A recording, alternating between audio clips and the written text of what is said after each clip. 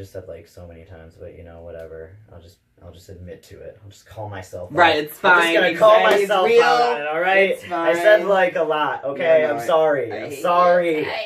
Because I know that if I was watching myself and I was saying that so many times, I would be like, they need to stop. But it doesn't matter because we're going to keep on having these conversations, right? We will keep having these conversations. And what I was going to say is the amount of people that we have changed in a positive light is so much more important and outshines any negativity, any racism, any stigmatizing, nothing.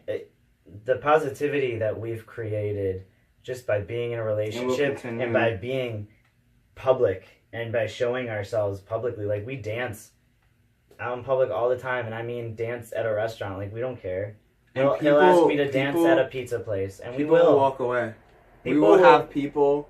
We will clear. We clear dance floors. We will clear the room. We clear the rooms when we dance. We've cleared outdoor festivals by dancing. I'm not kidding. By like dancing like you would dance to like Frank Sinatra. I'm talking like slow dancing. Like, it clears a room, clears like an outside festival. But we're gonna keep doing that. We're gonna keep having those conversations because to be silent is to be ignorant. Amen. A fucking man to that. However, we always have people that are like, wow, that's amazing. Like, you just made my day. Like, seeing you dance is like it was the best thing I've seen all month. Like, we hear these things. So that is way more worth it than the haters. If you have haters, you're doing something right? I mean, honestly, I think that's actually a quote. I swear it is. I think someone said that. Mm-hmm. A fucking man. What was that question that you wanted to... There was the first time we've tried to make videos, by the way, a lot. Like, this is like our 12 millionth time. No. So, there was this one question you really liked. It was about having kids. Oh. And I think we might finish on that because I remember it because this right here is important. Can you explain that? Babies. Those are my babies up there. So at 14. Yeah, so maybe I should have got into that a little bit. I'll tell a little, and I guess we can try to edit this. But when I was 14, I was told to have... you saying that is so cute. A hysterectomy. So yeah, I mean, I was told to have a hysterectomy when I was 14. I had a lot of problems. I had endometriosis, so it was like extremely painful. I'd have to have surgery quite often to get them out. Like growths and stuff. It's nasty. Anyway, they had, kind of constantly told me, like, maybe you should consider a hysterectomy. And that would be, like, my only cure. Ironically enough, testosterone was the best cure that I could ever have. It literally cured me of endo. I don't have any more problems. Obviously now I have, like, my uterus out. But I will say that when I was told that I should have a hysterectomy, and despite the fact of when I figured out that I was trans and that I wanted a hysterectomy, it didn't matter. I wanted kids. So I hung on to them. And I literally died. Like, I was in so much pain for so many years. I'm talking every single day pain for over 10 years of my life. But it was worth it because I got those.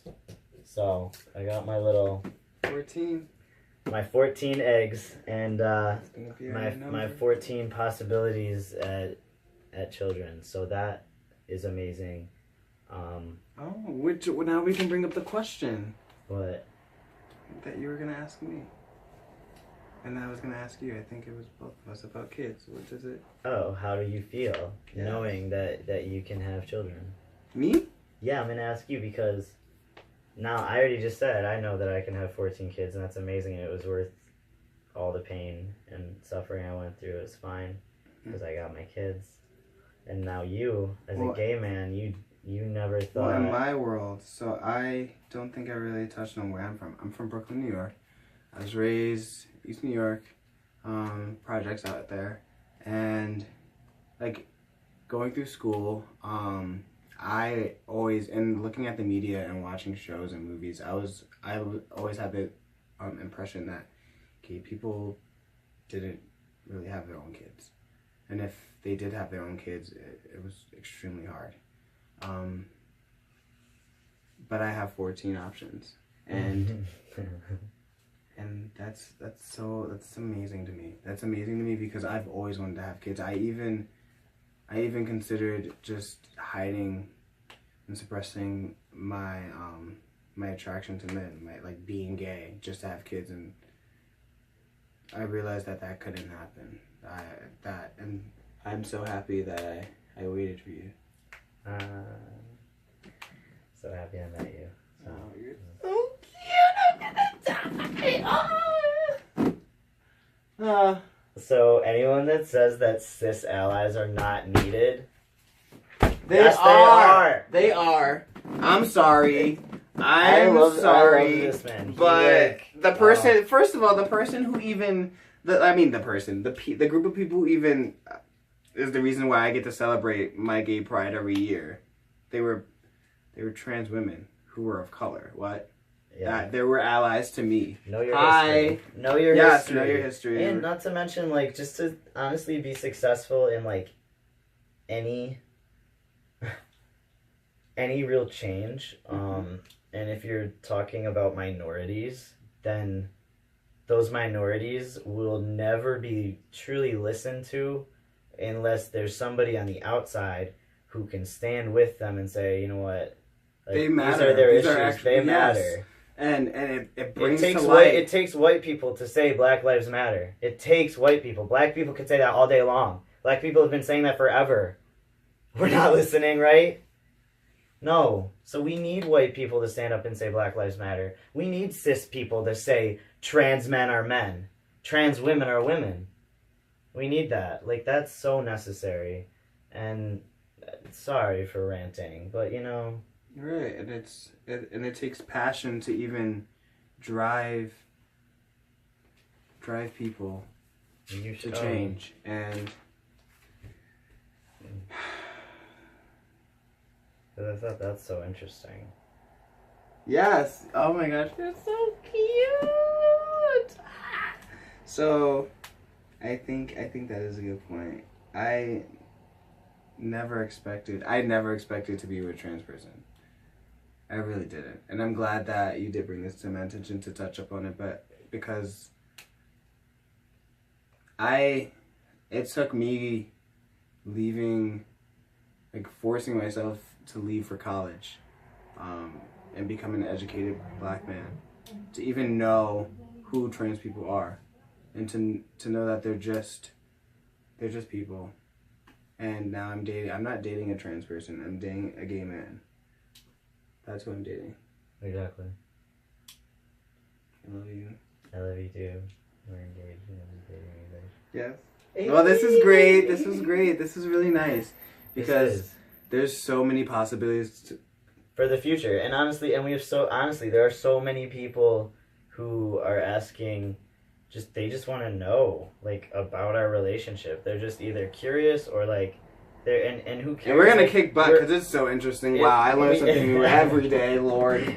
So do I. Like, we have so much to teach. Like, and there's going to be future videos. We want to do a channel maybe specifically geared towards the younger crowd.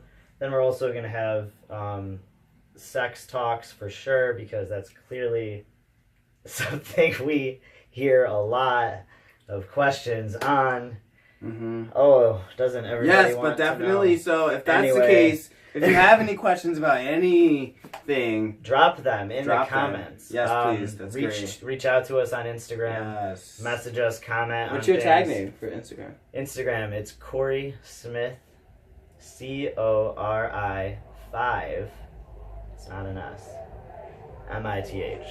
So Corey Smith with a 5 instead of an S. Yeah, and mine is Dion Sky, DeonSkye.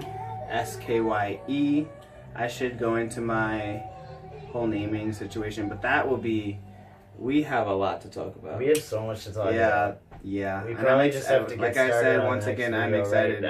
Right now, let's get it. Let's get it. This is just the introduction. Yes, my Instagram is Dion Sky, DeonSkye. This has been great. This was great. We'll see you the next time, I guess. Right. It's so adorable. Alright, bye, guys. Bye. Oh, you're so Why are you still filming?